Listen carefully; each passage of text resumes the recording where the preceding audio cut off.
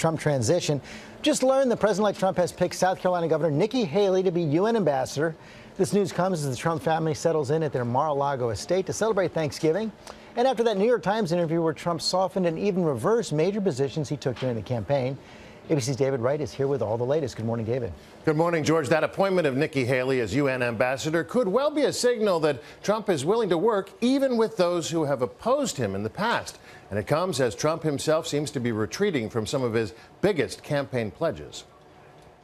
The 44-year-old Republican governor was a supporter of Marco Rubio in the primaries, but she has since come around. Well, I won't pretend to have always been President-elect's biggest cheerleader. I did vote for him, and I was absolutely thrilled to see him win. Haley is the daughter of Indian immigrants who led the charge to remove the Confederate flag from South Carolina's capital, but it's not clear how much foreign policy experience she has. Her appointment comes as the president-elect used a meeting with the New York Times to backtrack on some of his biggest applause lines from the campaign trail.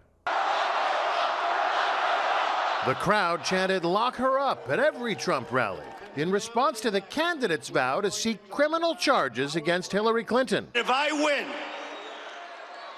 I am going to ask my Attorney General to appoint a special prosecutor to look into her crimes. But President-elect Trump told the Times he's now having second thoughts about following through on that threat.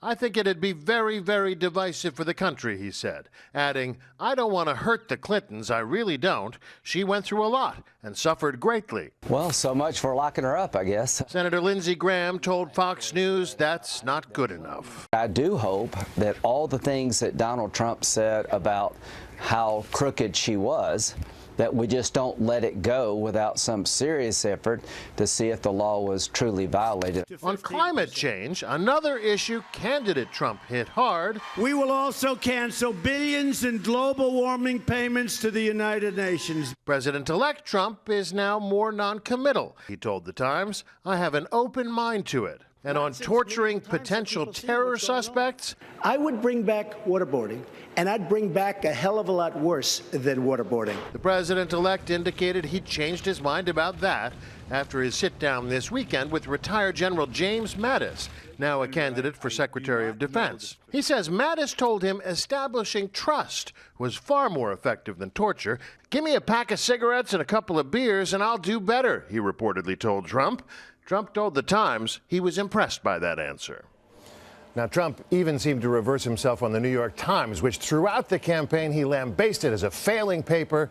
Now he admits he reads it every day, although he joked that he might live 20 years longer if he didn't. If he didn't read it, exactly. Okay, David, thanks very much.